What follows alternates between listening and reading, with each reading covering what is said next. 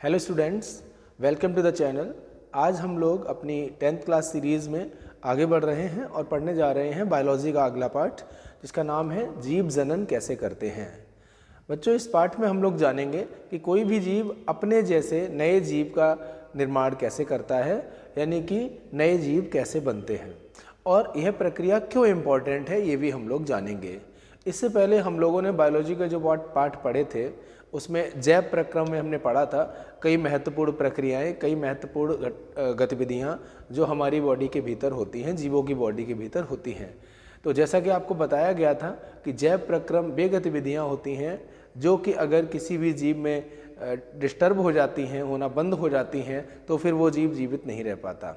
आज जो हम पढ़ने वाले हैं प्रजनन की प्रक्रिया, जिससे कि नए जीवों का जनन होगा, यह प्रक्रिया जैव प्रक्रम नहीं है, लेकिन उसके बावजूद भी ये काफ़ी महत्वपूर्ण है। और ऐसा क्यों, वो हम लोग इस पार्ट में जानेंगे। हम लोग पढ़ेंगे प्रजनन के विभिन्न तरीके, ठीक है, कैसे कैसे प्रजनन अलग अलग जीवों में होता है और इससे जुड़ी हुई कई महत्वपूर्ण बातें। तो चलिए आगे बढ़ते हैं। एक बार मैं फिर से आपको रिमाइंड करा दूं कि वीडियो को आप अपने दोस्तों तक शेयर कर दीजिए ताकि वो लोग भी चैनल से जुड़ जाएं। चलिए आगे बढ़ते हैं। सबसे पहले कहा गया है जनन। जनन वह प्रक्रिया है जिसके द्वारा सजीव अपने जैसे नए जीव उत्पन्न करते हैं, यानी कोई भी जीवित प्राणी अपने जैसे नए जीव को बनाता है और ये प्रक्रिया जनन कहलाती है। इंग्लिश में रिप्रोडक्शन कहलाती है। ओके, यह पृथ्वी पर जीवन की निरंतरता को बनाए रखने के लिए आवश्यक है। ये बहुत इंपॉर्टेंट लाइन है कि अगर कोई जीव रिप्रोडक्शन नहीं करता, प्रजनन नहीं करता और नए जीव नहीं बनाता तो क्या प्रॉब्लम होगी। तो देखिए, एक इंडिविजुअल लेवल पर अगर कोई व्यक्ति प्रजनन नहीं करता है और नए जीव का जनन नहीं करता तो कोई प्रॉब्लम नहीं, पर अगर बहुत बड़ी संख्या में पूरी प्रजाति के सभी लोग अगर प्रजनन करना बंद कर देते हैं तो फिर नए जीवों का जनन नहीं होगा। और जब नए जीव नहीं बनेंगे तो होगा क्या कि पुराने जीव जो होंगे वो तो समय के साथ जो है अनफिट होते जाएंगे और एक एक करके ख़त्म होते जाएंगे और नए जीव बनेंगे नहीं। तो एक ऐसा समय आएगा जब सारे जीव नष्ट हो जाएंगे और फिर पृथ्वी पर वो प्रजाति ही नहीं रह जाएगी, ठीक है, विलुप्त हो जाएगी। तो इसलिए ज़रूरी है कि प्रत्येक जीव अपने जैसे नए जीवों का जनन करता रहे। ओके, आगे कहा गया है कोशिका के केंद्रक में पाए जाने वाले गुणसूत्रों के डीएनए के अणुओं में आनुवांशिक गुण होते हैं। बच्चों, जैसा कि आप जानते हैं कि सभी जीव कोशिकाओं से बने होते हैं, हम सब सेल्स से बने होते हैं।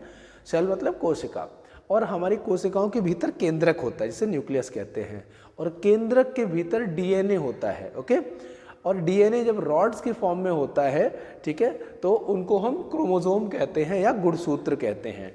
तो डीएनए में काफ़ी सारी इंफॉर्मेशन सेव होती है, काफ़ी सारी सूचनाएं सेव होती हैं हमारे बॉडी के स्ट्रक्चर के बारे में, बॉडी की डिज़ाइन के बारे में और बॉडी के कैरेक्टरिस्टिक्स के बारे में कि हमारे बॉडी के जो गुण हैं वो कैसे हैं, ठीक है, बॉडी की डिज़ाइन कैसी है। तो ये सारी इन्फॉर्मेशन कोशिका के भीतर केंद्रक में जो डीएनए होता है उसमें सेव होती है। डीएनए में जो जीन्स होते हैं, प्रत्येक जीन में कोई ना कोई इन्फॉर्मेशन, कोई ना कोई सूचना सेव रहती है। ओके, आगे कहा गया है डीएनए प्रतिकृति बनाता है तथा नई कोशिकाएं बनती हैं। इससे कोशिकाओं में विभिन्नता उत्पन्न होती है। ये नई कोशिकाएं एक समान होती हैं परंतु समरूप नहीं होती। इस पॉइंट को हम लोग को थोड़ा सा डिटेल में पढ़ना होगा कि जैसे कि आप जब पैदा होते हैं तो आपकी बॉडी बहुत छोटी होती है, धीरे धीरे आपकी बॉडी बड़ी होने लगती है। तो ये कैसे होता है, आपकी बॉडी में जो कोशिकाएं हैं, जो सेल्स हैं, वो मल्टीप्लाई करती है, सेल्स की संख्या बढ़ती है। तो सेल्स की संख्या जब बढ़ती है, एक सेल से जब 2 सेल बनती है, 2 सेल से 4 सेल बनेंगी, ऐसे जब सेल्स की संख्या बढ़ेगी तभी आपकी बॉडी ग्रो करेगी। ऐसा ही प्लांट्स में भी होता है, सभी जीवों में ऐसे होता है, ठीक है। तो एक सेल से जब और 2 सेल बनेंगी तो क्या होगा कि कोशिका यानी सेल के भीतर जो केंद्रक में डीएनए है वो डीएनए की एक कॉपी बनेगी। जैसे आपका जब पेपर होता है स्कूल में तो एक पेपर बनाता है टीचर, उससे फिर 40 और पेपर फोटोकॉपी से तैयार कर लिए जाते हैं, सब बच्चों को एक एक दिया जाता है, तो वो कॉपी क्रिएट करी जाती है आपके लिए। 40 पेपर टीचर तो नहीं बनाएगा, एक पेपर बनाता है उससे 40 कॉपीज बना ली जाती हैं, ठीक है। ऐसे ही कोशिका के भीतर केंद्रक में जो डीएनए है वो डीएनए अपनी कॉपी क्रिएट करता है, प्रतिकृति बनाता है, ठीक है। और वो डीएनए सबसे पहले और फिर जो कोशिका का बाकी हिस्सा डिवाइड होता है और नई कोशिका बनती है, ठीक है। यानी कि कोशिका में जो केंद्रक है उसके भीतर जो डीएनए है उसकी पहले एक कॉपी बनेगी और बाकी सेल का जो हिस्सा है वो तब डिवाइड होगा और तब जाके नई कोशिका बनेगी जिसमें कि एक कॉपी चली जाएगी और मूल रूप से डीएनए की जो कॉपी थी वो पहली वाली कोशिका में ही रह जाएगी। तो ऐसे 2 कोशिकाएं बन जाती हैं। और यहाँ पर जो कॉपी हो रही है डीएनए की, तो कहा जाता है कि जो डीएनए की प्रतिलिपि बन रही है, ओके, इस प्रतिलिपि बनते वक्त, कॉपी होते वक्त थोड़ा बहुत एरर हो जाता है, त्रुटि हो जाती है। और डीएनए की कॉपी बनते वक्त जो त्रुटि होती है, इससे क्या होता है कि वेरिएशंस आ जाते हैं, थोड़े अंतर आ जाते हैं। जैसे पेरेंट का जो कोशिका में जो डीएनए है, अगर बिल्कुल वैसी ही आइडेंटिकल, बिल्कुल सेम कॉपी बन गई, बिल्कुल जरा भी एरर नहीं हुआ, तो जो नई कोशिका होगी वो उसमें सारे कैरेक्टरिस्टिक्स बिल्कुल वैसे, सारे गुण वैसे ही जाएंगे जैसे पेरेंट में थे। तो आगे जो है डिफरेंस बिल्कुल नहीं होगा। पर होता क्या है कि थोड़ा बहुत त्रुटि हो जाती है, थोड़ा बहुत अंतर आ जाता है। इससे क्या होता है कि कोशिका जो नई बनी है उसमें जो डीएनए गया वो थोड़ा सा डिफरेंट हो जाता है। इससे क्या होता है, अंतर आ जाते हैं, विभिन्नता आ जाती है। ठीक है, वही कहा गया है कि डीएनए जब प्रतिकृति बनाता है तो नई कोशिकाएं बनती हैं और इससे कोशिकाओं में विभिन्नता उत्पन्न हो जाती है। ये होती तो एक समान है परंतु थोड़ा बहुत डिफरेंस इनमें रहता है। अब इस डिफरेंस का क्या फायदा होता है ये हम लोग आगे देखते हैं। कहा गया है जो विभिन्नता है उसका क्या महत्व है कि लंबे समय तक प्रजाति की उत्तरजीविता बनाए रखने में उपयोगी। जब विभिन्नता आती है कोशिकाओं में, तो जैसे कि पेरेंट से पहली कोशिका बनी, ठीक है, और उससे फिर आगे चल के पूरा इंडिविजुअल डेवलप होगा, पूरा प्राणी बनेगा। तो अगर थोड़ा सा अंतर रहेगा तो इससे होता क्या है कि नए जो जीव है उसमें मेन सारे गुण तो क्या होते हैं, अपने पेरेंट के ही आते हैं, पर थोड़ा बहुत अंतर आ जाएगा, थोड़ी विभिन्नता भी आ जाएगी। तो उससे क्या होता है, कई बार हार्श कंडीशन में, प्रतिकूल परिस्थितियों में वो खुद को ढाल सकता है और उसके वो जो अंतर उसमें डेवलप हुए थे वो उसको वहाँ पर लाभदायक हो सकते हैं सर्वाइवल में, जीवित रहने में। ओके, जैव विकास का आधार। अब देखिए इस पॉइंट को कैसे समझना है। जैसे मान लीजिए एक पीढ़ी के जीव हैं, ठीक है, एक पीढ़ी के पेरेंट्स हैं, उनसे नई पीढ़ी के जीव बने, ठीक है। तो पहली पीढ़ी से दूसरी पीढ़ी में अगर थोड़ा सा डिफरेंस होगा, ठीक है, थोड़े से वो इवॉल्व्ड होंगे, थोड़े से कैरेक्टर वाइज थोड़ा सा डिफर कर रहे होंगे, अंतर होगा उनमें। फिर उनसे जो अगली पीढ़ी बनेगी वो उनसे थोड़ी सी अलग होगी, थोड़ी सी हटके होगी, उनमें कुछ और कैरेक्टरिस्टिक्स थोड़े से अलग आ गए होंगे। ऐसे ही एक पीढ़ी के बाद अगली पीढ़ी में थोड़ा थोड़ा अंतर आता जाएगा और हम देखेंगे कि पीढ़ी दर पीढ़ी थोड़ा बहुत चेंजेस जो होंगे वो इकट्ठे होते रहेंगे। इससे क्या होगा, कई पीढ़ियों के बाद अगर हम देखेंगे तो काफ़ी ज़्यादा अंतर हमें दिखाई देगा और इसी को हम कहते हैं एवोल्यूशन या जैव विकास। तो इस प्रकार जैव विकास हुआ करता है। तो ये कैसे संभव हुआ, जब पहली पीढ़ी से दूसरी पीढ़ी में थोड़ा सा डिफरेंसेस आए और फिर दूसरी पीढ़ी से तीसरी पीढ़ी में कुछ और थोड़े से डिफरेंसेस आए, थोड़े से और विभिन्नताएं आई, अंतर आए। और ये संभव कैसे हुआ, जो डीएनए की प्रतिलिपि बनती है उस प्रतिलिपि को बनते वक्त जो त्रुटियां होती हैं उस वजह से विभिन्नता आ जाती है और ये विभिन्नताएं जब एकत्रित होती जाती हैं तो काफ़ी अंतर आपको दिखाई देने लगेगा। इसी को कहते हैं जैव विकास। ओके, आगे कहा गया है, अब यहाँ से हम लोग आगे बढ़ते हैं, प्रजनन के प्रकार। ठीक है, ये यहाँ पर जो है, ये यहाँ पर इम्पॉर्टेंट टॉपिक शुरू हो रहा है, प्रजनन के प्रकार, अलैंगिक प्रजनन और लैंगिक प्रजनन। ठीक है, अलैंगिक प्रजनन क्या होता है, यहाँ पर एक ही जीव नए जीव उत्पन्न करता है, एक ही जीव से नए जीव बनते हैं, युग्मक का निर्माण नहीं होता, यहाँ पर कोई भी गैमीट नहीं बनता। ठीक है, आगे कहा गया है नया जीव पैतृक जीव के समान और समरूप होता है। यहाँ पर अलैंगिक प्रजनन से जो नया जीव बनेगा वो काफ़ी हद तक बिल्कुल सेम रहता है अपने पेरेंट से, मामूली से थोड़े बहुत अंतर तो आ ही सकते हैं। ठीक है, अदरवाइज वो लगभग सेम या समरूप होता है। सतत गुणन के लिए यह एक बहुत ही उपयोगी माध्यम है। ठीक है, और इससे क्या होता है कि जीव जो होते हैं उनकी संख्या बढ़ती रहती है। यह निम्न वर्ग के जीवों में अधिक पाया जाता है, यानी कि वे जीव जिनकी बॉडी काफ़ी सिंपल है, काफ़ी प्रिमिटिव है, एक कोशिकीय जीव हैं या सिंपल बॉडी डिज़ाइन वाले जीव हैं, उनमें ये अलैंगिक प्रजनन हुआ करता है। जहाँ तक हम लैंगिक प्रजनन की बात करें तो ये इसमें 2 जीवों का इन्वॉल्वमेंट होता है, एक नर और एक मादा जीव मिलकर नया जीव उत्पन्न करते हैं। इसमें नर युग्मक तथा मादा युग्मक बनते हैं, मेल गैमीट और फीमेल गैमीट दोनों मिलकर आगे प्रोसेस बढ़ती है। नया जीव आनुवांशिक रूप से पैतृक जीवों के समान होता है परंतु समरूप नहीं होता। जैसा कि आपको बताया कि जो नया जीव बनता है वो पेरेंट्स जैसा ही होता है बट कुछ अंतर उसमें आ जाते हैं, जो कि अलैंगिक प्रजनन की तुलना में यहाँ पर ज़्यादा विभिन्नताएं आएंगी, क्योंकि दोनों नर और मादा दोनों से ही डीएनए की प्रतिलिपि आके एकत्रित होती है और तब नया जीव बना करता है। तो यहाँ पर दोनों तरफ से जो विभिन्नताएं, जो वेरिएशन आएंगे वो इकट्ठे हो जाएंगे, तो काफ़ी आप देखेंगे अलैंगिक प्रजनन की तुलना में ज़्यादा यहाँ पर वेरिएशन दिखाई देंगे। प्रजाति में विभिन्नताएं उत्पन्न करने में सहायक होता है यह वाला प्रजनन, ठीक है। और उच्च वर्ग के जीवों में ये मुख्यतः होता है, ठीक है। यानी कि जिनकी बॉडी डिजाइन काफ़ी डेवलप्ड है, काफ़ी डिफरेंशिएटेड बॉडी है, बॉडी के स्पेसिफिक पार्ट्स हैं अलग अलग, जैसे कि हम ह्यूमंस की बात करें, ठीक है, या फ्लावरिंग प्लांट्स की बात करें जिनमें पुष्पी पौधे होते हैं, तो इन सभी में आप देखेंगे कि लैंगिक प्रजनन होता है। चलिए आगे बढ़ते हैं। यहाँ पर अलैंगिक प्रजनन के एक एक करके आपको उदाहरण देखने हैं। सबसे पहला है विखंडन। इस प्रक्रम में एक कोशिका से दो या दो से अधिक कोशिकाएं बनती हैं और वो अलग अलग जीव के रूप में बिहेव करती हैं। जैसे कि यहाँ पर आप देखेंगे ये अमीबा है। अमीबा का केंद्रक आपको बीच में दिख रहा होगा। पहले ये केंद्रक जो है लंबा सा हो गया है, बीच में से पतला और लंबा सा हो गया है, और यहाँ देखिए फाइनली ये केंद्रक के दो टुकड़े हो गए और सेल का जो बाकी हिस्सा है साइटोप्लाज्म, कोशिका द्रव्य, वो भी दो हिस्सों में बट गया है और यहाँ दो अलग अलग कोशिकाएं बन गई हैं। तो एक कोशिका से दो कोशिकाएं बन गई हैं, ठीक है। तो ये विखंडन हुआ। अब विखंडन में यहाँ एक कोशिका से दो कोशिकाएं बनी हैं तो इसको द्विखंडन कहते हैं, और अगर एक कोशिका से कई कोशिकाएं एक साथ बन जाती हैं तो फिर उसको बहुखंडन कहते हैं, ठीक है। बहुखंडन प्लाज्मोडियम में होता है, ठीक है। यहाँ पर आपको द्विखंडन के एक और उदाहरण आप देख सकते हैं, दो उदाहरण दिए गए हैं, ऊपर अमीबा का, नीचे लेशमानिया का। लेशमानिया में आप देख रहे हैं ये एक भिप लाइक स्ट्रक्चर है। तो यहाँ पर आप देखेंगे केंद्रक की एक कॉपी बन गई है और बाकी पार्ट भी कॉपी होने लग गए हैं और आगे चल के ये यहाँ से दो हिस्सों में अलग अलग हो जाएगा। तो यहाँ पर भी एक जीव दो जीवों में बट रहा है। तो ये द्विखंडन के दो उदाहरण हो गए, अमीबा में और लेशमानिया में। और बहुखंडन का जैसा मैंने बताया, जब एक जीव बहुत सारी कोशिकाओं में विभाजित हो जाता है, ठीक है, तो एक साथ एक कोशिका से बहुत सारी कोशिकाएं बन रही होती हैं, तो फिर वहाँ पर हम बोलेंगे बहुखंडन, ठीक है। ये बाइनरी फिजन, दो हिस्सों में टूट रहे हैं, और जब बहुत सारे हिस्सों में टूटेंगे तो मल्टीपल फिजन यानी बहुखंडन, ठीक है। तो विखंडन के ये दो उदाहरण, ठीक है, द्विखंडन और बहुखंडन, ये आप याद रखेंगे। अगला है खंडन, यानी कि खंड खंड हो जाना, टुकड़े टुकड़े हो जाना। यहाँ आप देख रहे हैं जैसे ये एक स्पायरोगायरा है, ग्रीन कलर के बहुत फिलामेंटस, बहुत पतले धागे नुमा संरचनाएं होती हैं, तालाब वगैरह में पाए जाते हैं ये, ठीक है। तो कहा गया है इस प्रजनन विधि में सरल संरचना वाले बहुकोशिकीय जीव विकसित होकर छोटे छोटे टुकड़ों में खंडित हो जाते हैं।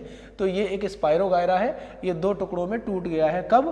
जब ये जीव पूरी तरीके से विकसित हो जाता है तो अलग अलग टुकड़ों में टूट जाता है, ठीक है। तो इसको खंडन कहा गया है, ठीक है। यहाँ पे क्या हो गया, सिर्फ टुकड़े हो गए सीधा, यहाँ पे ऐसा कुछ नहीं हुआ न्यूक्लियस की कॉपी बनी हो जैसा पीछे हुआ था, केंद्र की कॉपी बने, फिर कोशिका द्रव्य अलग अलग हो और फिर वो अलग अलग कोशिका बने, ऐसा नहीं हो रहा है। ये बीच से टूट जा रहा है और दो खंड हो गए, तो ये खंडन हो गया, ठीक है, ठीक है। दो से अधिक भी हो सकते हैं। अब ये देखिए, ये एक इंपॉर्टेंट टॉपिक है, पुनरुद्भवन, पुनर्जनन। कहा गया कुछ जीव ऐसे होते हैं जिनमें रीजनरेट करने की पावर होती है, ठीक है। जैसे आपने देखा होगा छिपकली की पूंछ कट जाती है तो वो पूंछ उसकी दोबारा से उगाती है, ठीक है। पर यहाँ पे थोड़ा सा और आगे चल के देखिए, ये प्लेनेरिया है। ये प्लेनेरिया अगर दो टुकड़ों में हमने दो जगह काट दिया तो इसके टुकड़े टुकड़े हो गए 3, और प्रत्येक टुकड़ा बाकी बचा हुआ पार्ट ग्रो कर ले रहा है, ठीक है। तो एक प्लेनेरिया से 3 प्लेनेरिया बन गए।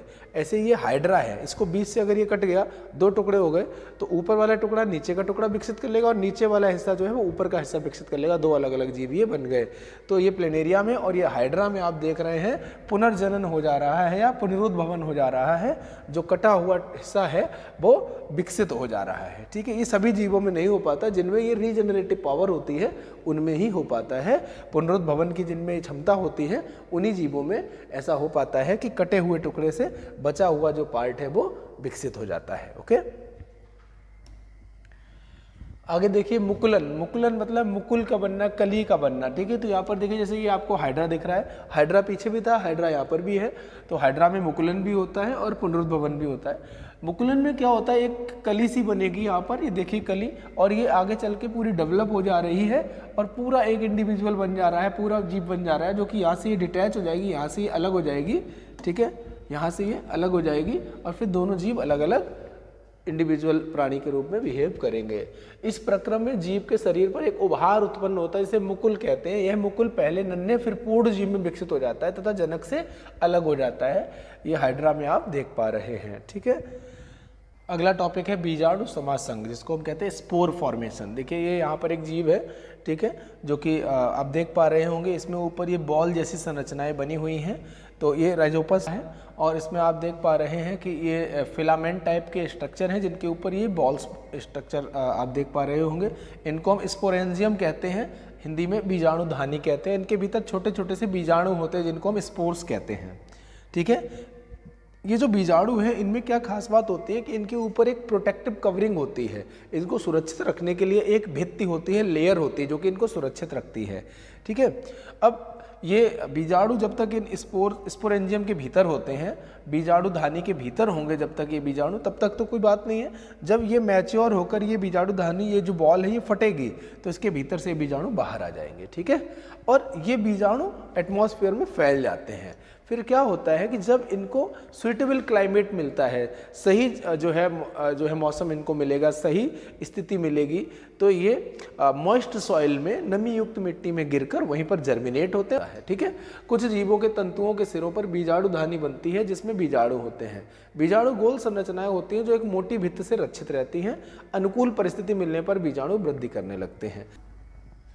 अगला टॉपिक है कायिक प्रवर्धन। कायिक प्रवर्धन मीन्स वेजिटेटिव प्रोपिगेशन, यानी कि प्लांट के किसी भी बॉडी पार्ट को यूज करके नया प्लांट बनाना।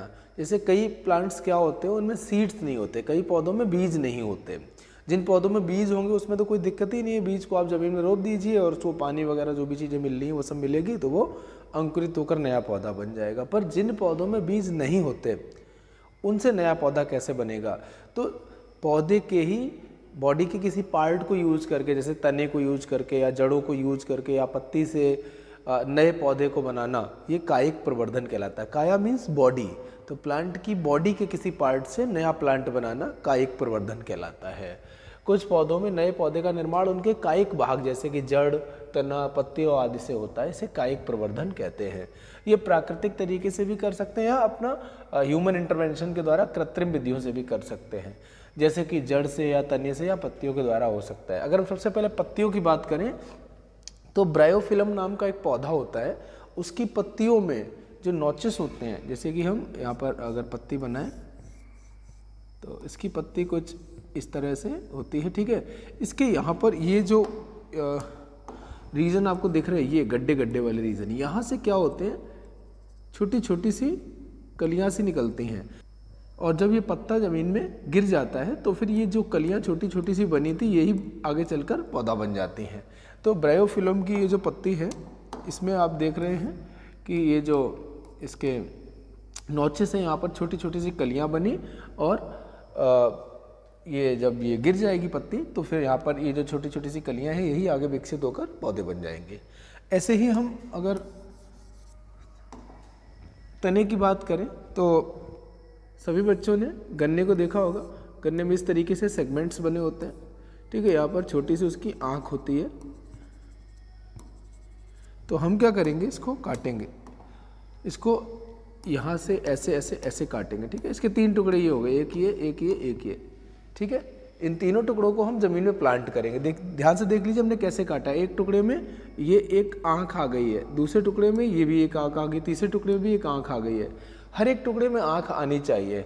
अगर आपने ऐसे टुकड़े काट लिए, जैसे हम इसको आगे बना रहे हैं, यहाँ पर भी एक आँख है, यहाँ पर भी एक आँख है। अब हमने इसको ऐसे काट लिया यहाँ से, तब इस टुकड़े में तो कोई आँख आई नहीं, तो फिर इसमें काम नहीं चलेगा, ठीक है। ऐसे काटा तो ये ठीक है, ये ठीक है।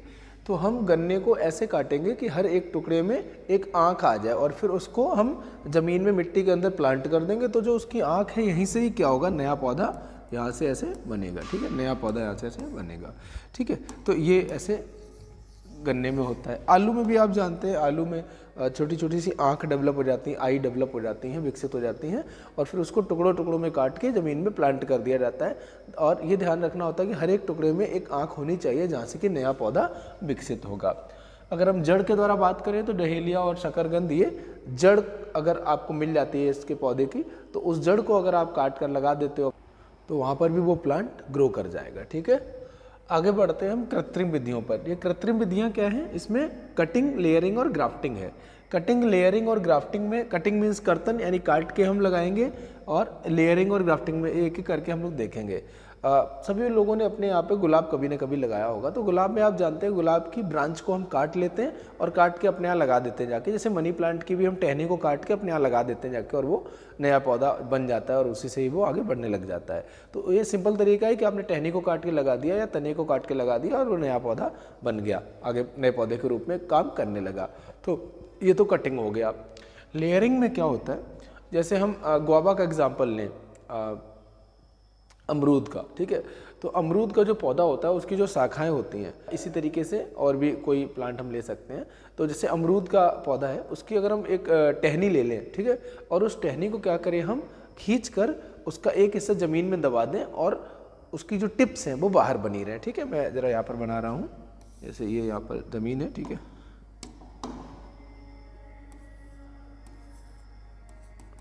ठीक है, ये पौधा, ठीक है। इसकी एक टहनी को हम ऐसे खींचकर, ये यहाँ पर पत्तियाँ है, ठीक है, ठीक। हमने क्या किया, गुआवा के एक टहनी को ऐसे ज़मीन में दबा दिया, ठीक है। अब ज़मीन में जब हम इसको दबाएंगे तो एक चीज़ ये ध्यान रखेंगे, क्या करेंगे कि इसको यहाँ पे थोड़ा सा छील देंगे। छीलने से क्या होगा, ये एरिया इसका थोड़ा सा हम छील देंगे, ऊपर का कवर हटा देंगे, ठीक है, टहनी का, और फिर इसको मिट्टी से ऐसे कवर कर देंगे, ठीक है। मिट्टी से इसको कवर कर दिया जाएगा, ठीक है। कोई भी कलर और ले लेता हूँ, मिट्टी से इसको कवर कर दिया। कुछ समय के बाद क्या होगा, यहाँ पर जड़ें निकलने लग जाएंगी, और उसके बाद हम क्या करेंगे, हम इसको यहाँ से डिटैच कर देंगे, अलग कर देंगे। तो अब क्या हो जाएगा, ये यहाँ से जब जड़ें निकलने लग जाएंगी, तो बेसिकली यहाँ से जब जड़ें निकलने लग जाएंगी ऐसे, तो ये अपने आप में एक नया पौधा हो गया, ये एक नया पौधा हो गया और ये ओल्ड प्लांट हो गया, ठीक है। तो इस तरीके से हमने क्या किया, हमने पुराने पौधे को, उसको, उसकी टहनी को खींच के ज़मीन में दबा दिया छीलने के बाद। तो वहाँ पे जहाँ से भी हमने उसको अनकवर्ड किया था, छीला था, वहाँ से जड़ें निकलने लग जाएंगी और फिर ये एक अलग पौधे के रूप में बिहेव करेगा, बड़ा होगा, और ये पीछे पुराना आपका पौधा है। तो ये लेयरिंग मेथड है, ठीक है। इसको ग्राउंड लेयरिंग कहते हैं। आपने ज़मीन के अंदर करा ये काम, आप ज़मीन के अंदर अगर आप नहीं कर पाते हैं तो फिर आप, जैसे कि अगर टहनी बहुत ज़्यादा मोटी हो जाएगी तो फिर उसको खींच के ज़मीन के अंदर दबाना मुश्किल काम होगा, तो आप ये एयर में भी कर सकते हैं, ठीक है। जैसे ये टहनी मान लीजिए, ठीक है, तो इसको हम क्या करेंगे, यहाँ से छीलेंगे, ठीक है, यहाँ से छीलेंगे, हम यहाँ से छील लेंगे, इसका कवर हटा देंगे। कवर हटाने के बाद इसके ऊपर क्या करेंगे, पॉलीथीन बैग के भीतर मैन्योर भर के इसके ऊपर ऐसे इसको क्लोज कर देंगे, ठीक है। पॉलीथीन पन्नी के भीतर मैन्योर खाद भर के, इसको खाद मतलब यही घूरा जो होता है वो, ठीक है, इसको ऐसे बांध देंगे, सही से इसके टाई कर देंगे, ठीक है। कुछ समय के बाद हम जब ऑब्जर्व करेंगे कुछ दिन के बाद, तो यहाँ पर उस पन्नी के भीतर मैन्योर में क्या होगा, जड़ें फूट चुकी होंगी, जड़ें निकल चुकी होंगी, ठीक है। तब आप क्या करेंगे, इसको यहाँ से डिटैच कर देंगे, यहाँ से इसको अलग कर देंगे, और अलग करने के बाद हम क्या करेंगे, इसको लेके जाएंगे, ये अलग से एक पौधा बन चुका है, इसको ज़मीन में लगा देंगे जाके, ठीक है। तो ये एयर लेयरिंग कहलाता है, ठीक है, लेयरिंग मेथड, ठीक है। तो सब बच्चे ध्यान रखेंगे इनको। ग्राफ्टिंग क्या होता है, ठीक है। कटिंग बता दिया मैंने, लेयरिंग बता दिया, ठीक है। लेयरिंग में बोला कि चमेली में ये होता है, ठीक है, कटिंग गुलाब का मैंने बताया आपको। ग्राफ्टिंग क्या होता है, कलमी पौधे विकसित करना, ये ग्राफ्टिंग मेथड होता है। जैसे जो लोग आम के बाग के बारे में थोड़ा बहुत जानते होंगे, तो वहाँ पर आप देखते हैं कि देसी पौधे होते हैं, देसी पेड़ होते हैं और कलमी पेड़ होते हैं। तो कलमी पेड़ कैसे बनते हैं, ध्यान से देख लीजिए। जैसे हमारे यहाँ जो देसी पेड़ होते हैं, हम क्या करेंगे, जैसे ये मान लीजिए हमारा एक देसी पेड़ है, ठीक है। हम क्या करेंगे, हम इसको यहाँ से ऐसे काट देंगे, ठीक है, और ऊपर का हिस्सा हम उड़ा देंगे। ये नीचे का हिस्सा हमने ले लिया देसी पौधे का, ठीक। और कलमी पौधा जो होगा, कलमी पौधा से ये कलमी पौधा, ठीक है। कलमी पौधे की खास बात क्या होती है कि उसमें जो फल फूल वगैरह जो आते हैं वो अच्छे आते हैं, ठीक है। तो हम क्या करेंगे, इसको भी काटेंगे, यहाँ से इसको ऐसे काटेंगे और इसका नीचे का हिस्सा उड़ा देंगे, ठीक है, इसका नीचे का हिस्सा उड़ा देंगे, ठीक है। तिरछा कट लगाएंगे, ठीक है, तिरछा कट लगा रहा था, ठीक है बच्चों। उसके बाद क्या करेंगे, हम इसको लेकर आएंगे, इसके ऊपर रख देंगे, ठीक है। कैसे,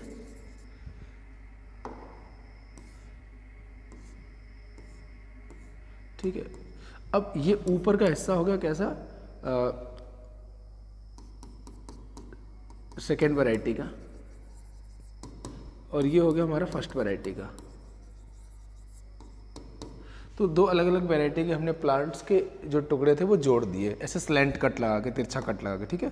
हम यहाँ पे क्या करेंगे, नमी करके रुई को ऐसे यहाँ पे लपेट देंगे, यानी कि रुई को पानी में भिगोकर ऐसे लपेट देंगे और ऊपर से इसको पॉलीथीन शीट से ऐसे कवर कर देंगे ताकि इसकी नमी उड़ने ना पाए। ठीक है, और कुछ टाइम बाद हम देखेंगे कि ये जो पूरा हमारा सेटअप था ये पूरा जुड़ चुका होगा, और ये एक पौधे के रूप में ग्रो होने लग जाएगा, यानी कि जो जॉइंट था वो जुड़ चुका होगा। अब इससे फ़ायदा क्या मिलेगा कि इसमें जो जड़ तंत्र है, जड़ तंत्र तो पहली वैरायटी का रहेगा और ऊपर का जो प्ररोह तंत्र है वो सेकेंड वैरायटी का रहेगा। तो सेकेंड वैरायटी के जो सारे कैरेक्टरिस्टिक्स होंगे, फीचर होंगे, वो ऊपर हमें पौधे में मिलेंगे, और जो जड़ तंत्र में जो फर्स्ट वैरायटी के फीचर्स होंगे वो मिलेंगे। तो अक्सर जो देसी वैरायटी होती है उसका हम जड़ तंत्र लेते हैं, और जो विदेशी नस्ल होती है उसका हम प्ररोह तंत्र लेते हैं, और फिर उसके बाद ऐसे इस तरीके से तिरछा कट लगा के हम दोनों को जोड़ देते हैं। ठीक है, और फिर उसको ऊपर से हमने कवर किया था गीली रुई से ताकि नमी वगैरह उड़ने ना पाए, और ऊपर से प्लास्टिक शीट से कवर कर दिया था।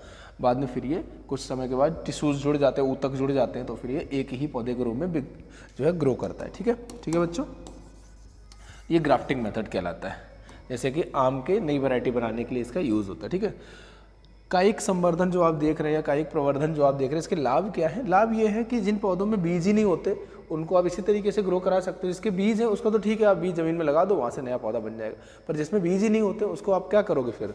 तो बीज उत्पन्न ना करने वाले पौधे जैसे केला, गुलाब आदि के नए पौधे हम इस तरीके से बना सकते हैं। नए पौधे आनुवंशिक रूप में जनक के समान होते हैं, यानी जो नया पौधा बनता है वो पेरेंट प्लांट जो होगा उस जैसा ही होगा। ठीक है, बीज रहित फल उगाने में मदद मिलती है, और पौधे उगाने का सस्ता और आसान तरीका है ये। नर्सरी में जो है इस तरीके से ग्राफ्टिंग करके या कटिंग करके या लेयरिंग करके नए पौधे जो है डेवलप करे जाते हैं। बाकी ये आप आलू कैसे जो है ज़मीन में लगाए जाते हैं वो सब तो आप नॉर्मली देखते ही होंगे अपने आसपास। ठीक है, गन्ने का भी देखते होंगे। ठीक, ब्रायोफिल्म नहीं देखा होगा, बट अगर कभी आपको देखने को मिले ब्रायोफिल्म की पत्ती, जैसे मैंने अभी आपको बना के दिखाई थी। ठीक है, तो बाकी आप एनसीईआरटी में भी ब्रायोफिल्म की पत्ती फोटो देख सकते हो, उसे बनी हुई है। ठीक है, तो आगे बढ़ते हैं बच्चों।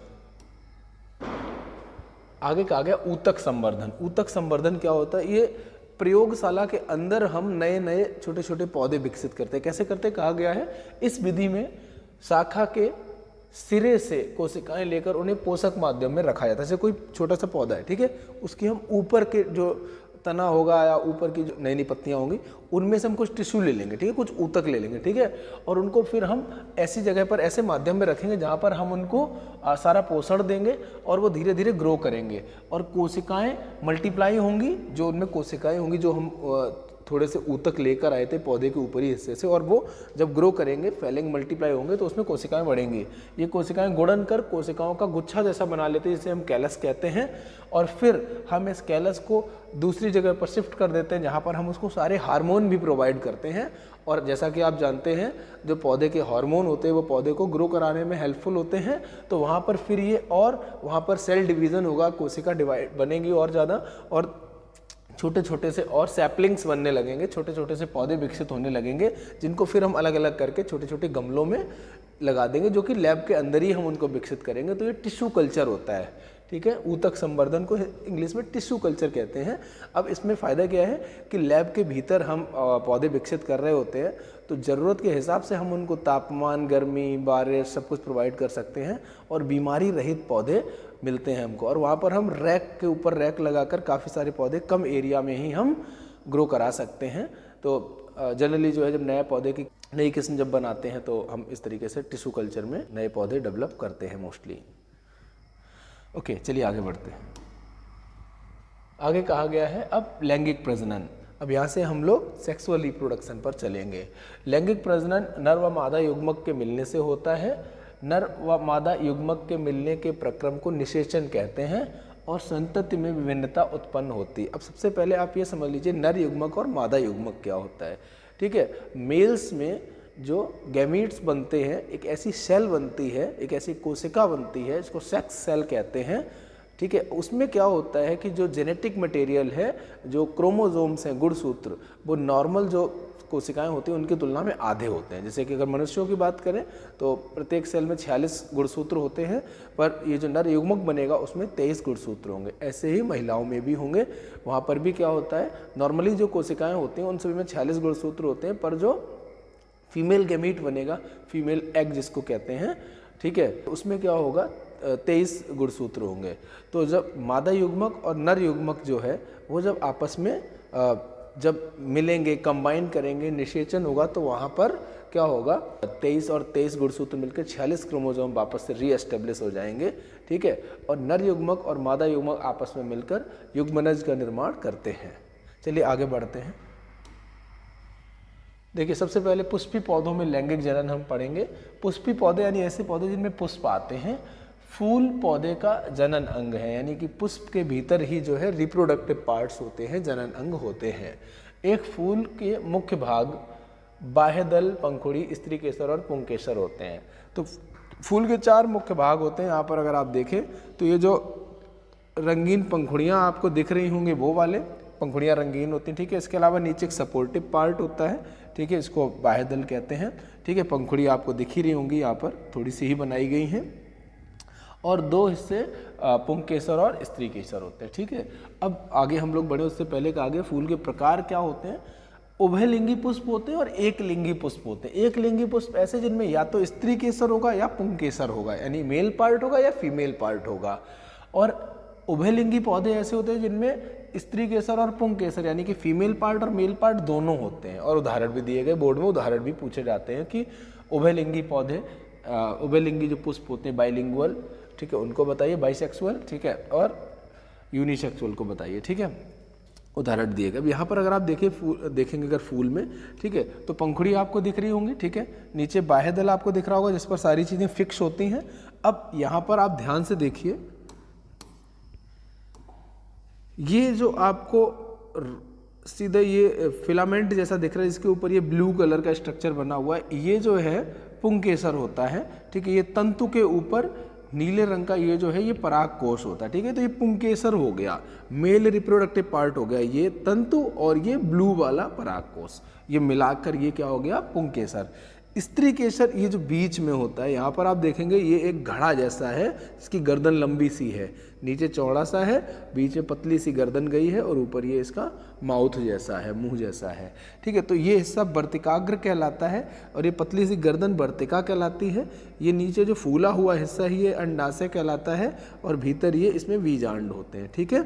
इंग्लिश में हम इसको बोलते हैं स्टिग्मा, इसको स्टाइल, इसको ओवरी और इसको ओव्यूल, ठीक है। तो ये जो बीच का हिस्सा है ये स्त्री केसर है, फीमेल रिप्रोडक्टिव पार्ट है। ये काफ़ी इंपॉर्टेंट है, इसीलिए इसको अलग से जूम करके भी आपको साइड में दिखाया गया है, ठीक है। अब देखिए होता क्या है, जब परागण होता है तो पराग के कण जो होते हैं ये पुंकेसर से स्त्री केसर पर ट्रांसफर होते हैं। जैसे तितली बैठी फूल पर तो उसके पैरों में पराग चिपक गए, पराग के कण, और वो यहाँ पर वर्तिकाग्र पर ट्रांसफर हो जाएंगे। तो पराग कोश से वर्तिकाग्र तक पराग के कणों का जाना परागण कहलाता है, ठीक है। ये आपने छोटे क्लासेस में पढ़ा होगा। ये पराग के कण यहाँ पर आ गए हैं वर्तिकाग्र पर, ठीक है। ये देखिए वर्तिकाग्र पर पराग के कण आ गए हैं, और ये नीचे आपको क्या दिख रहा है, अंडाशय दिख रहा है, ओवरी दिख रही है, ठीक है। और ये यहाँ पर वर्तिका है, ठीक है, वर्तिकाग्र, वर्तिका, अंडाशय, और भीतर ये बीजांड, ठीक है। अब यहाँ पर पराग के कण जो ट्रांसफर होकर आए हैं, ठीक है, हमारे हाथों के द्वारा या हवा के द्वारा या तितली के द्वारा या कोई भी इंसेक्ट बैठ गया हो, तो ये जो ब्लू वाला प्लेस है यहाँ से पराग कोश से पराग के कण ट्रांसफर होकर कहाँ पहुँचेंगे, यहाँ पहुँचेंगे, ठीक है। तो ये परागण हो गया। सेम फ्लावर में भी हो सकता है या एक फ्लावर से दूसरे फ्लावर में भी हो सकता है, ठीक है। तो अब यहाँ पर क्या है, पराग के कण जो आ गए, यहाँ से एक नली सी डेवलप हो रही, देखिए इसको हम पराग नली कहते हैं, जो कि नीचे की तरफ गई है, ठीक है। अब इसके भीतर जो है मेल गैमीट यानी कि नर युग्मक आएंगे और यहाँ एंटर करेंगे, और ये बीजांड में अंदर जो है फीमेल गैमीट यानी कि मादा युग्मक से नर युग्मक मिलेंगे, ठीक है। और इसके अलावा एक ध्रुवीय केंद्रक भी होता है, उससे भी नर युग्मक मिलेगा, ठीक है। तो यहाँ पर 2 फर्टिलाइजेशन होते हैं, 2 निषेचन होते हैं, ठीक है। इसीलिए इसको डबल फर्टिलाइजेशन भी यहाँ पर कहा जाता है, ठीक है। ये स्ट्रक्चर आप ध्यान से देख लीजिए, बोर्ड में ये बनकर आएगा और इसके पार्ट लिखने को कहेंगे कि ये क्या है, ये क्या है, ये क्या है, ये क्या है, ठीक है। तो वो मैंने आपको बता दिया, और आप ध्यान से देख भी लीजिए एक बार। बच्चों यहाँ पर एक और सवाल आपसे बोर्ड में पूछा जा सकता है कि दोहरा निषेचन किसे कहते हैं। तो अभी जो प्रक्रिया मैंने डिस्कस करी आपको बताई कि यहाँ पर एक नर युग्मक जो है मादा नर युग्मक के साथ निषेचन करता है, और दूसरा नर युग्मक जो है ध्रुवीय केंद्रक के साथ मिलता है। तो ये जो यहाँ पर 2 निषेचन की घटनाएं हो रही हैं, इसी को दोहरा निषेचन कहते हैं। तो ये इंपॉर्टेंट है, इसको भी आप ध्यान रखेंगे। ओके, चलिए आगे बढ़ते हैं। अगला टॉपिक है बीज निर्माण की प्रक्रिया। जो भी पीछे आपने पढ़ा उसी से रिलेटेड ये कंटिन्यूएशन में अगला टॉपिक है। कहा गया है कि जब निषेचन की प्रक्रिया हो चुकी होगी तो जो आपका जो अंडाशय था, ओवरी, ठीक है, वो फल बन जाती है कुछ समय के बाद, और जो बीजांड था, ठीक है, जो ओव्यूल था, वो आगे चल के सीड बन जाता है, बीज बन जाता है, और फूल के जो बाकी हिस्से हैं, बाह्य दल और जो पंखुड़ियाँ, वो सब जो है मुरझाकर सिकुड़कर जो है गिर जाती हैं। ठीक है, आगे अब इस प्रक्रिया को जो भी हम लोगों ने डिस्कस करी उसको हम पढ़ लेते हैं एक बार फिर से। कहा गया है पराग कोश में उत्पन्न पराग कण हवा, पानी या जंतु द्वारा उसी फूल के वर्तिकाग्र या दूसरे फूल के वर्तिकाग्र पर स्थानांतरित हो जाते हैं। ठीक है, ये परागण कहलाता है। परागण के दोनों टाइप, स्वपरागण या पर परागण। कहा गया है कि पराग कोश से जो पराग कण है उसको जंतु या फिर पानी या फिर हवा की सहायता से वहाँ से ट्रांसफ़र होकर कहाँ वर्तिकाग्र कर पहुँचने की जो प्रक्रिया है वो परागण है। अब वो सेम फ्लावर में होती है तो उसे स्वपरागण कहते हैं, और एक किसी दूसरे फ्लावर के पराग कोश से पराग के कण आकर किसी दूसरे फ्लावर की वर्तिकाग्र पर आ जाते हैं तो इसको हम पर परागण कहते हैं। ठीक है, इंग्लिश में बोलते हैं self pollination and cross pollination. Okay, परागकण से एक नलिका विकसित होती है जो वर्तिका से होते हुए बीजांड तक पहुंचती है। ठीक है, ये आपको पीछे बताई गई थी, इसको आप देख लीजिए। जो पराग नली है ये नीचे की तरफ जा रही है, इसी के बारे में बात हो रही है। फिर आगे कहा गया है अंडाशय के अंदर नर व मादा युग्मक का निषेचन होता है तथा युग्मनज का निर्माण होता है। ठीक है, मेल गेमीट, फीमेल गेमीट, नर युग्मक और मादा युग्मक आपस में मिलेंगे और जुड़कर क्या बनाएंगे, जाइगोट बनाएंगे, जिसे हम युग्मनज कहते हैं। युग्मनज में विभाजन होकर भ्रूण का निर्माण होता है, और युग्मनज में सेल डिवीजन होगा और वो जो है ग्रो करेगा तो भ्रूण बनेगा। बीजांड से एक कठोर आवरण विकसित होकर बीज में बदल जाता है, और ये जो भीतर की ये जो स्ट्रक्चर है ये आगे चल के बीज बन जाता है, और ये जो फूला हुआ पोर्शन जो आप देख रहे हो वो फल बन जाता है, फ्रूट बन जाता है। ठीक है, तो जो आपका अंडाशय है वो फल बन जाता है आगे चलकर, और जो बीजांड है वो आगे चल के बीज बन जाता है।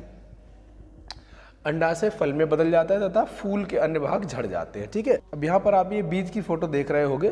बीज एक पत्री भी हो सकते हैं या दो पत्री भी हो सकते हैं। तो यहाँ पर ये दो पत्री बीज है जिसमें दो कोटिलेडन्स हैं। एक पत्री बीज जैसे मक्के का बीज होता है उसमें एक ही कोटिलेडन होता है, एक ही बीज पत्र होता है। तो यहाँ पर ये जो दो बीज पत्र हैं, आपने चने का बीज देखा होगा, तो ये जो दो बीज पत्र होते हैं इनमें फूड स्टोर्ड रहता है, खाद्य संग्रह रहता है, लिखा हुआ है। ठीक है, अब यहाँ पर बीच में जो आप देख रहे हो, ठीक है, ये इंपॉर्टेंट स्ट्रक्चर है। आगे चल के इसका जो ऊपर का हिस्सा है वो पौधे का ऊपरी हिस्सा बनता है जब ये अंकुरित होकर ग्रो करता है, और नीचे का जो हिस्सा है वो मूलांकुर कहलाता है, वो जड़ बनती है आगे चल के। तो जब इस बीज को हम जमीन में मिट्टी के अंदर जो है रख देंगे, पानी डाल देंगे ऊपर से, और फिर ये जब अंकुरित होगा तो इसका जो ऊपर का हिस्सा है इसे हम प्रांकुर कहते हैं, ये आगे चल के प्ररोह तंत्र बनता है, और जो नीचे का हिस्सा है, ठीक है, वो जिसको हम मूलांकुर कह रहे हैं, वो नीचे जाके जड़ें बनती हैं। ठीक है, और ये जो बीज पत्र हैं जब तक ये जो ग्रोथ होकर पौधा खुद से प्रकाश संश्लेषण करके भोजन नहीं बनाने लग जाता, तब तक ग्रोइंग एम्ब्रियो जो है, जो ग्रो कर रहा है जो भ्रूण, उसको ये जो फूड स्टोर्ड है वो प्रयोग में लाता है और ग्रो करता है। ओके, ठीक है बच्चों, तो ये अंकुरण के दौरान जो है सीड की स्थिति है वो ऐसी रहती है, और किस प्रकार से इसमें ऊपर का पार्ट ग्रो होता है तो जो है तना बनता है, ऊपर का हिस्सा बनता है, और नीचे का पार्ट ग्रो करता है तो जड़ें बनती हैं। ठीक है, चलिए हम लोग आगे बढ़ते हैं। अब मानव में प्रजनन कहा गया है, मानव में लैंगिक जनन होता है।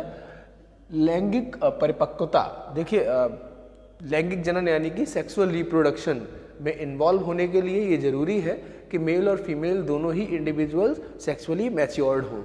वही कहा गया है कि लैंगिक परिपक्वता बहुत जरूरी है। जीवन का वह काल जब नर में शुक्राणु तथा मादा में अंड कोशिका का निर्माण शुरू हो जाता है, किशोरावस्था की इस अवधि को यौनारंभ कहते हैं या प्यूबर्टी कहते हैं इंग्लिश में। ठीक है, तो जब मेल्स में स्पर्म्स बनने लग जाते हैं और फीमेल्स में एग यानी कि अंड कोशिकाएं, ठीक है, बनने लग जाते हैं, तो ये किशोरावस्था की जो अवस्था है, टीनेज की ये जो स्टार्टिंग है, उसे हम प्यूबर्टी कहते हैं। ओके, जब टीनेज होती है, ठीक है, तो उस समय मेल्स और फीमेल, नर और मादा दोनों में ही कुछ बॉडीली चेंजेस आते हैं और उनकी बॉडी डेवलप होती है, सेक्सुअली मैच्योर्ड होती है। तो इस दौरान क्या क्या चेंजेस आते हैं वो आप यहाँ पर जो है मेंशन है वो आप देख सकते हैं।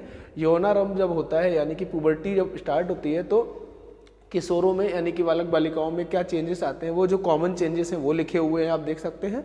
लड़कियों में स्पेसिफिक क्या चेंज आते हैं वो यहाँ पर है, और लड़कों में क्या स्पेसिफिक चेंज आते हैं वो यहाँ पर है। ठीक है, इनको आप अपने नोट्स में मेंशन कर लीजिए, और ये बोर्ड में जब लिखने को आएंगे कि सेकेंडरी सेक्सुअल कैरेक्टरिस्टिक क्या होते हैं, यानी कि जो आपकी किशोरावस्था है उस दौरान क्या लैंगिक परिपक्वता आते वक्त क्या बदलाव होते हैं नर और मादा में, वो आपको लिखने होंगे, तो फिर ये आपको लिखने पड़ेंगे। ठीक है बच्चों, तो चलिए इनको आप देख लीजिए, लिख लीजिए, आगे बढ़ते हैं हम लोग।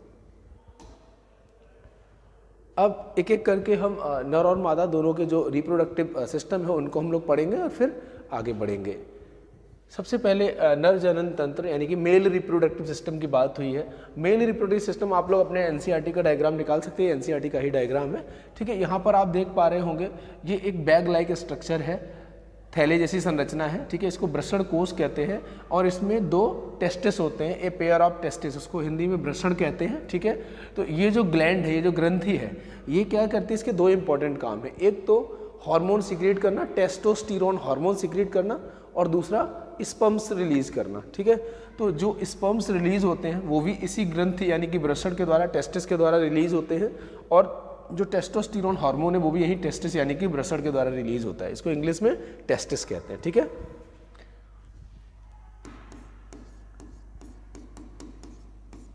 ओके, अब आगे देखते हैं। वृषण वृषण उदर गुहा के बाहर वृषण कोश में उपस्थित होते हैं।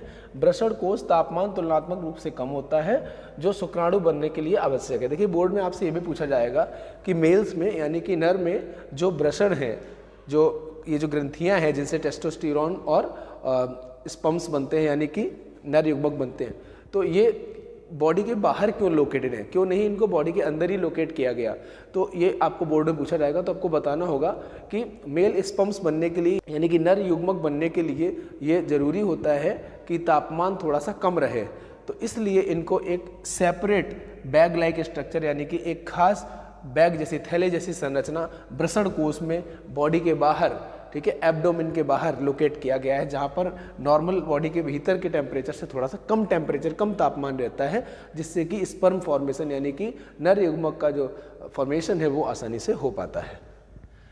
नर युग्मक शुक्राणु यहाँ पर बनते हैं। ठीक है, इनको मेल गैमीट या स्पर्म्स भी कहते हैं।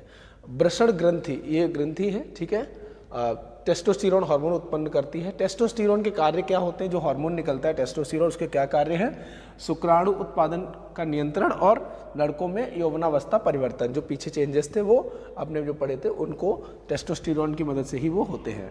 आगे अब यहाँ पर अन्य पार्ट्स हैं, तो यहाँ पर जो शुक्राणु बनते हैं, जो स्पर्म्स बनते हैं, वो इस ट्यूब के द्वारा, जिसको हम शुक्र वाहिनी कहते हैं, इसके द्वारा आगे बढ़ते हैं। ठीक है, इस ट्यूब के द्वारा आगे बढ़ते हैं।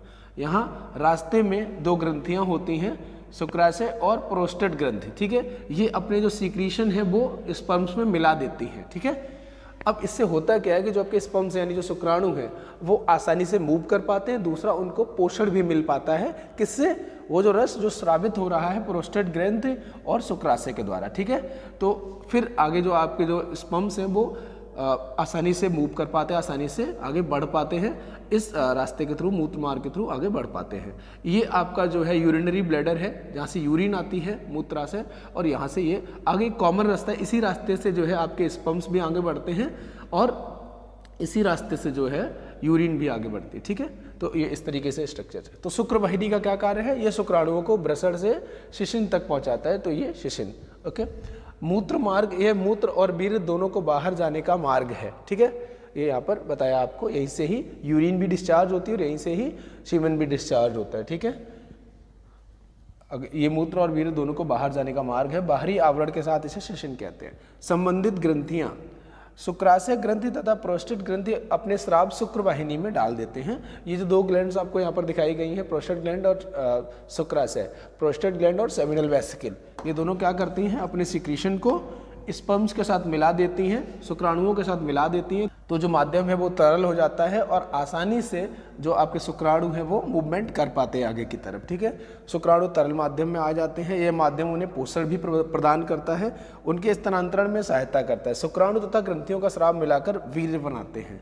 ठीक है, तो यहाँ से जो शुक्राणु बने हैं वो और इन दोनों ग्रंथियों का जो स्रावित होकर जो रस निकला है वो मिलकर क्या बनता है, पूरा वीर्य बनता है। ओके, तो आई होप आप समझ गए होंगे। तो इस तरीके से नर जनन तंत्र होता है। हर एक पार्ट का मैंने आपको काम बता दिया और डायग्राम बनाने को भी आ सकता है, so you should know this. आगे बढ़ते हैं। अब आते हैं मादा जनन तंत्र पर। यहाँ पर मादा जनन तंत्र में भी आप देखेंगे दो ग्रंथियाँ हैं। ठीक है, इनको यहाँ पर ओवरी कहा जाता है या अंडाशय कहा जाता है। मेल्स में टेस्टिस थी जिनको हम ब्रेस्टड कहते हैं, यहाँ पर ओवरीज जिनको हम अंडाशय कहते हैं। यहाँ पर भी दो ग्रंथियाँ। ठीक है, ये ग्रंथियाँ क्या करती हैं, ये एक तो फीमेल्स को जो है फीमेल्स में सेकेंडरी सेक्सुअल कैरेक्टरिस्टिक्स चेंज लाती हैं, यानी कि टीनेज के दौरान, किशोरावस्था के दौरान उनकी बॉडी को प्रिपेयर करती हैं, सेक्सुअली मैच्योर करती हैं। और दूसरा सेक्स हार्मोन एस्ट्रोजन रिलीज करती है। अब देखिए आगे क्या कहा गया है, इसमें अंडाशय होता है। मादा युग्मक अथवा अंड कोशिका का निर्माण अंडाशय में होता है। ठीक है, तो यहाँ पर ये जो दो ग्रंथियाँ हैं जिनको हम अंडाशय कह रहे हैं वो क्या रिलीज करेंगी, क्या प्रिपेयर करती हैं, मादा युग्मक यानी कि फीमेल गैमीट या एग सेल्स का निर्माण करती हैं। लड़की के जन्म के समय ही अंडाशय में हजारों अपरिपक्व अंडे होते हैं, इमैच्योर एग्स पहले से होते हैं। यौवनारंभ पर यानी कि टीनेज पर इनमें से कुछ अंडे परिपक्व होने लगते हैं। आगे कहा गया दो में से एक अंडाशय द्वारा हर महीने एक परिपक्व अंड उत्पन्न किया जाता है। इन दोनों में से कोई भी एक अंडाशय के द्वारा एक मैच्योर एग, परिपक्व जो अंडा है वो रिलीज होकर यहाँ पर पहुँचेगा कहाँ, अंडवाहिका यानी कि फेलोपियन ट्यूब यानी कि ओविडक्ट में पहुँचेगा। अंडाशय एस्ट्रोजन व प्रोजेस्टेरोन हार्मोन भी उत्पन्न करते हैं। तो अंडाशय के दो काम हो गए, एक तो फीमेल गैमीट यानी कि मादा युग्मक या अंड कोशिका का निर्माण करना, और दूसरा हार्मोन निकालना, कौन सा, एस्ट्रोजन और प्रोजेस्टेरोन। ठीक है, हर महीने इसके द्वारा या इसके द्वारा, दोनों में से किसी एक के द्वारा एक मैच्योर एग रिलीज होगा जो कि अंडवाहिका यानी कि फेलोपियन ट्यूब या ओविडक्ट में यहाँ पर पहुँचेगा, चाहे इधर या फिर इधर। ठीक है, अब यहाँ पर क्या होगा वो भी आगे आपको बताएंगे। अंडवाहिका क्या करती है, अंडवाहिका द्वारा क्या होता है, अंडाशय द्वारा उत्पन्न अंड कोशिका को गर्भाशय तक स्थानांतरित करती है। ठीक है, अंड कोशिका व शुक्राणु का निषेचन यहाँ पर होता है। तो जब भी कभी सेक्सुअल इंटरकोर्स होता है तो मेल्स के द्वारा, नर के द्वारा जो शुक्राणु आते हैं वो, और मादा के द्वारा जो अंड कोशिका का निर्माण होता है, तो वो जो एग है और जो स्पर्म्स है वो यहाँ पर इस रीजन में या फिर तो इस रीजन में क्या होता है, उनका फर्टिलाइजेशन होता है, निषेचन होता है। ओके, उसके बाद क्या होता है, यहाँ से वो जो फर्टिलाइज्ड एग है, मेल और फीमेल गैमीट मिल गए हैं, वो मिलने के बाद यहाँ से मूव करके इस रीजन में, ये यूटेरस वाला जो रीजन है, जो गर्भाशय है, इसमें ये जो आपको थिक लाइनिंग दिख रही है, इनमें से कहीं पर भी वो प्लांट हो जाएगा, जाके फिक्स हो जाएगा जाकर, और फिर वहीं पर जो है बेबी की ग्रोथ होती है धीरे धीरे करके। ओके, गर्भाशय ये एक थैलीनुमा संरचना है जहाँ पर शिशु का विकास होता है। गर्भाशय ग्रीवा द्वारा योनि में खुलता है। ठीक है, तो ये पार्ट्स आप देख पा रहे होंगे।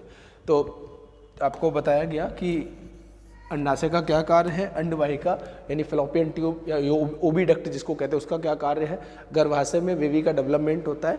कैसे, तो अंडाशय के द्वारा रिलीज की गई जो अंड कोशिका है, या फिर तो इस अंडाशय के द्वारा या फिर इस अंडाशय के द्वारा हर महीने एक एग रिलीज होगा। ठीक है, और यहाँ से जो स्पर्म्स आएंगे उनमें से किसी एक स्पर्म के साथ फ्यूजन हो जाएगा, फर्टिलाइजेशन हो जाएगा, जिसे हम निषेचन कहते हैं। और फर्टिलाइज्ड एग, निषेचित जो अंड कोशिका है वो कहाँ पर, यहाँ पर यूटेरस की लाइनिंग जो आपको थिक दिख रही है, इनमें से कहीं पर जाके फिक्स हो जाएगी, और वहीं पर क्या होगा, बेबी का डेवलपमेंट होगा पूरा गेस्टेशन पीरियड के दौरान। ओके, पूरा 275 डेज नियर अबाउट होता है। ओके, अब यहाँ पर बोर्ड में आपसे ये पूछा जाएगा कि मादा युग्मक और नर युग्मक का निषेचन होने के बाद क्या होता है, वो पूरी प्रोसेस को समझाइए। तो आपको ये समझाना पड़ेगा जो भी मैंने आपको बताया। ठीक है, तो अभी हम लोग आगे बढ़ते हैं और ये टॉपिक मिलेगा हम लोगों को। देखिए, जब अंड कोशिका का निषेचन होता है तो यहाँ पर बताया गया कि जब अंड कोशिका का निषेचन होगा तब क्या होगा। पानी पी लेते हैं, उसके बाद हम लोग आगे बढ़ते हैं।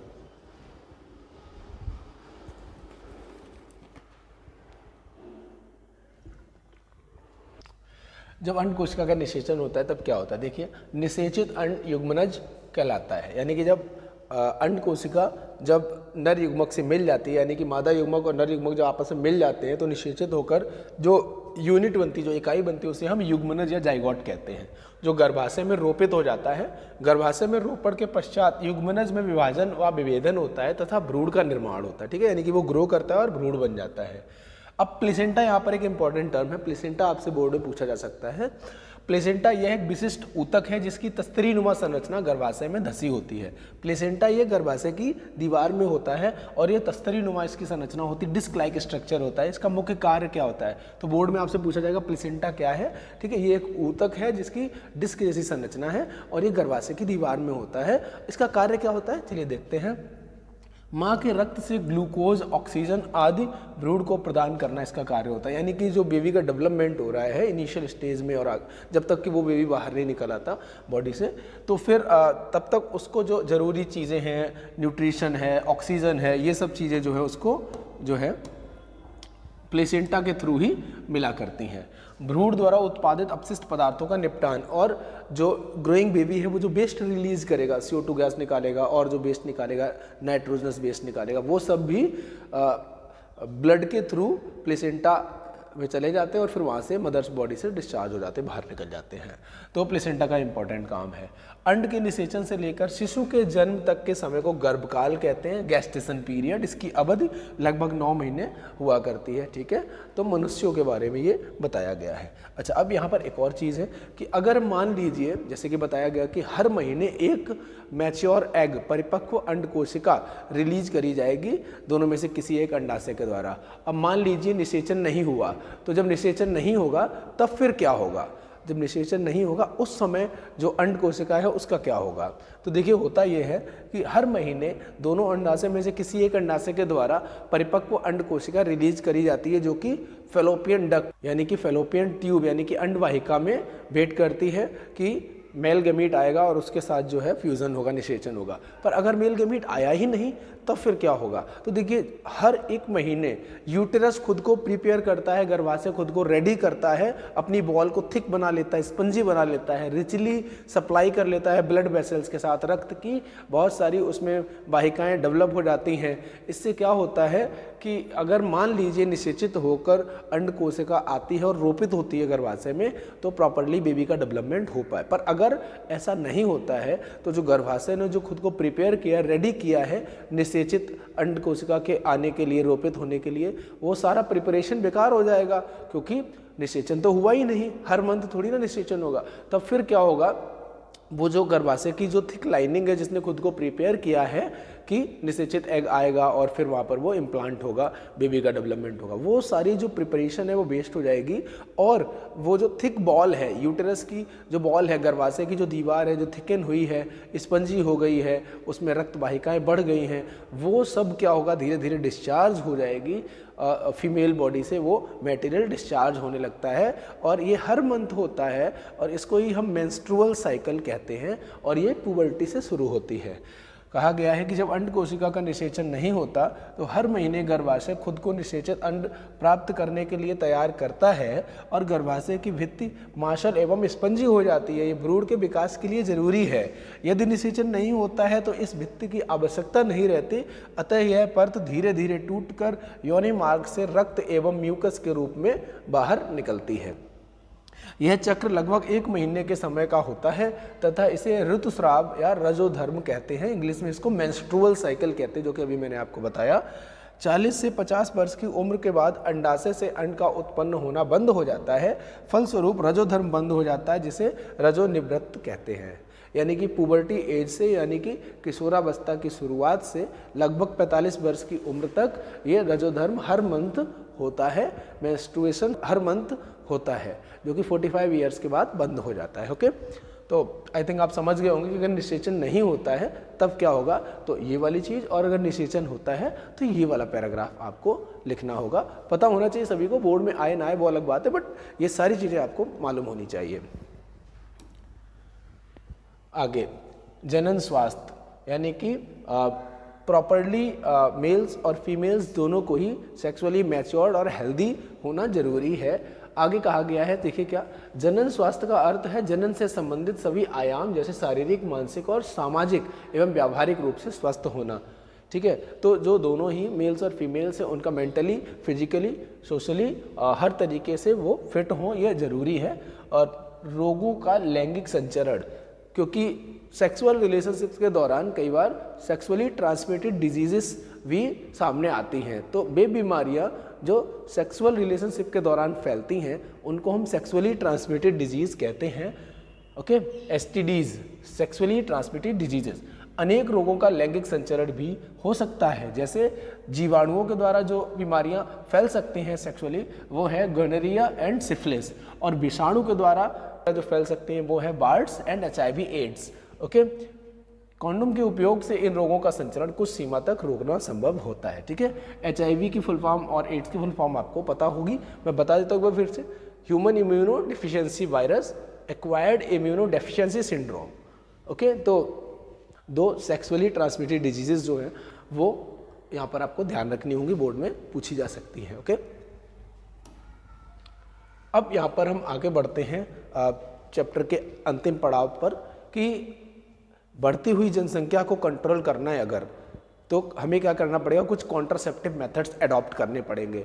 यानी बढ़ती हुई जनसंख्या को रोकने के लिए हमें कुछ गर्भ निरोधक तरीके अपनाने पड़ेंगे जिससे कि प्रेगनेंसी को रोका जा सके, क्योंकि अगर बहुत ज़्यादा पॉपुलेशन बढ़ेगी तो उससे जो हमारा देश है और पृथ्वी पर जनसंख्या बहुत ज़्यादा बढ़ जाएगी, संसाधन निश्चित संख्या में है, निश्चित मात्रा में है, तो उनका दोहन करने वाले लोग बहुत ज़्यादा होंगे, तो इससे जो फैमिलीज़ और देश की जो स्थिति है वो उतनी अच्छी और उतनी स्ट्रांग नहीं रह पाएगी। इसलिए पॉपुलेशन जो है बहुत ज़्यादा नहीं बढ़नी चाहिए, कंट्रोल में रहनी चाहिए।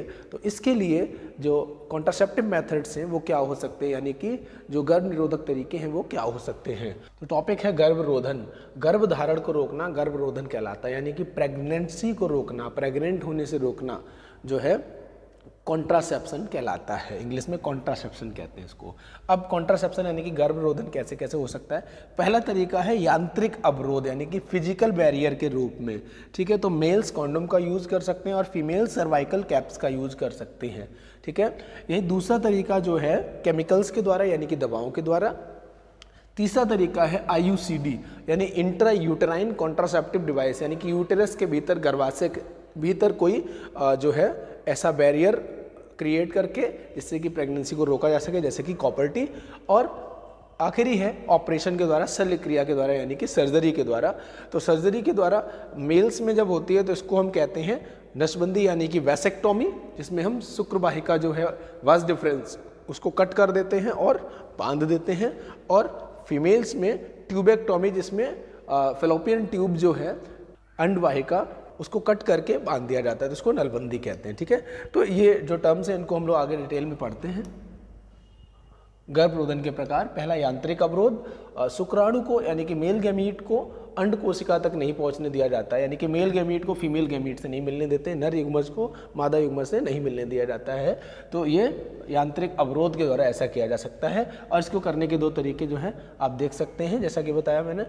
आगे रासायनिक तकनीक क्या है कि मादा में अंड को ना बनने देना, इसके लिए दवाई ली जाती है जो हार्मोन के संतुलन को परिवर्तित कर देती है, यानी कि केमिकल्स के द्वारा प्रेगनेंसी को रोका जा सकता है।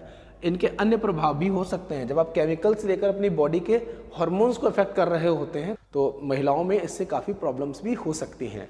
तो ये तरीका थोड़ा सा बॉडी को अफेक्ट कर सकता है। नेक्स्ट है IUCD, intra uterine contraceptive device. Loop अथवा कॉपर टी को गर्भाशय में स्थापित किया जाता है जिससे गर्भधारण नहीं होता। और आगे है शल्य क्रिया द्वारा, यानी सर्जरी द्वारा, ऑपरेशन द्वारा। तो मेल्स में जो शुक्रवाहिका होती है वास डिफरेंस को कट कर दिया जाता है और बांध दिया जाता है उसके दोनों सिरों को, तो इसको नसबंदी कहते हैं। पुरुषों में शुक्रवाहिका को रोककर उसमें शुक्राणुओं के स्थानांतरण को रोकना। और ट्यूबेक्टोमी जो कि महिलाओं में होती है, तो उनमें जो फेलोपियन ट्यूब है यानी कि ओवी डक्ट उसको कट करके, यानी कि अंडवाहिका को कट करके उसको जो है बांध दिया जाता है, तो उसको जो है हम ट्यूबेक्टोमी कहते हैं। और इससे क्या होगा, जो अंड कोशिका है वो आगे नहीं बढ़ पाएगी और शुक्राणु और फिर अंड कोशिका आपस में नहीं मिल पाएंगे। ठीक है, तो ये कुछ तरीके हैं जिसके द्वारा प्रेगनेंसी को रोका जा सकता है। और प्रेगनेंसी अगर नहीं होती है, रुक जाती है, तो फिर इससे बढ़ती हुई जनसंख्या को रोका जा सकता है, जो कि ज़रूरी है फाइनेंशियल स्टेटस को मेंटेन करने के लिए और पृथ्वी पर जो रिसोर्सेस है उनको प्रॉपर तरीके से सही से यूज किया जा सके और सभी लोग अच्छे से प्रॉपर ग्रोथ कर पाए। इसके लिए बढ़ती हुई पॉपुलेशन को रोकना जरूरी है। ओके, आखिरी टॉपिक इस चैप्टर का भ्रूण हत्या यानी कि फर्टिसाइड्स। तो बहुत बार ऐसा देखा गया है कि कई समाज में काफ़ी जगहों पर ऐसा माना जाता है कि अगर जो बेटा है वो उनकी फैमिली के लिए ज़्यादा यूज़फुल है, ज़्यादा काम आएगा, उनको बुढ़ापे पर उनके साथ रहेगा, पर जो लड़कियां हैं वो ऐसा नहीं कर पाएंगी। तो ये एक अवधारणा जो है काफ़ी गलत है, क्योंकि दोनों ही इक्वल होते हैं, दोनों ही पढ़ लिख कर आगे बढ़ेंगे और दोनों ही इक्वली हेल्प कर सकते हैं। पर बहुत सारे लोग ऐसा मानते थे, कुछ लोग अभी भी मानते होंगे। तो ये एक गलत प्रैक्टिस है, जिसमें क्या करते हैं कि जो फीमेल यूटेरस के भीतर जो बेबी का डेवलपमेंट हो रहा होता है, अगर वो फीमेल होती है तो प्रेगनेंसी को अवॉइड कर देते हैं और इससे क्या होता है, फॉइटस जो है वो ख़त्म हो जाता है और फिर फीमेल बेबी का जन्म नहीं हो पाता है। इससे एक प्रॉब्लम ये भी होती है कि आगे चल के सोसाइटी में, समाज में फीमेल्स का जो रेशियो है मेल्स के साथ वो गड़बड़ा जाता है, मेल फीमेल सेक्स रेशियो भी गड़बड़ा जाता है और ये भी काफ़ी सीरियस इशू है। तो यही बताया गया यहाँ पर, मादा भ्रूण को गर्भाशय में ही मार देना भ्रूण हत्या कहलाता है। तो ये एक गलत प्रैक्टिस है। गवर्नमेंट के द्वारा लॉ बनाया गया है कि कभी भी कोई भी मेडिकल प्रैक्टिशनर ये चेक नहीं कर सकता कि फीमेल या फिर मेल कौन सा फॉइटस जो है डेवलप हो रहा है, कौन सा भ्रूण जो है विकसित हो रहा है माँ के गर्भ में। ये पता लगाना जो है गैर कानूनी है, क्योंकि अगर कोई पता लगाता है तभी वो इस प्रैक्टिस को जो है आगे जो है मिसयूज कर सकता है। तो इस चीज़ को रोकने के लिए लॉ बनाया है गवर्नमेंट ने, लेकिन सभी को जो है जागरूक होना पड़ेगा और डॉक्टर्स को और सभी लोगों को जो है पॉजिटिवली सोचना पड़ेगा, तभी इस प्रॉब्लम को जो है ख़त्म किया जा सकता है। क्योंकि मेल्स और फीमेल्स, बॉय और गर्ल दोनों ही इक्वली इम्पॉर्टेंट हैं और बराबर फैमिली को सपोर्ट कर सकते हैं। एक स्वस्थ समाज के लिए संतुलित लिंग अनुपात आवश्यक है। ये तभी संभव होगा जब लोगों में जागरूकता फैलाई जाएगी व भ्रूण हत्या तथा भ्रूण लिंग निर्धारण जैसी घटनाओं को रोकना होगा। ओके, ठीक है बच्चों, तो ये चैप्टर अब समाप्त होता है। आई होप आपको सारी बातें समझ में आ गई होंगी। अगर कोई भी डाउट रह जाता है तो आप कमेंट करके पूछ सकते हैं या फिर अपने टीचर से पूछ सकते हैं। आगे मिलेंगे हम लोग इस सीरीज के बचे हुए जो चैप्टर्स हैं उनको कंप्लीट करने के लिए। तो मिलते हैं अगले चैप्टर में। सभी लोग इस वीडियो को भी पहले वीडियोज़ की तरह शेयर कर दें अपने दोस्तों तक।